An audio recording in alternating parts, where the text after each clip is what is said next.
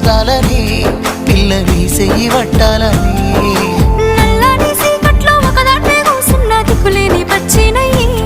బావా నువ్వెప్పుడొస్తావని ఏళ్ళైపోతుండే పిల్ల ఎన్నెలొచ్చింది మన బతుకులా ఏలైపోతుండే పిల్ల ఏలు వట్టంగా వస్తున్నాయా ఇన్నాళ్ళ ఎడబాటు ఎడవాసిపోతుందిలే ఈ సీనయ్య గుంటున్నదే సినదారా నీ కోసము ఈ దూరాన్ని చెరుపుతూ తీరాల తెగిరింది అందాల ఈ మానము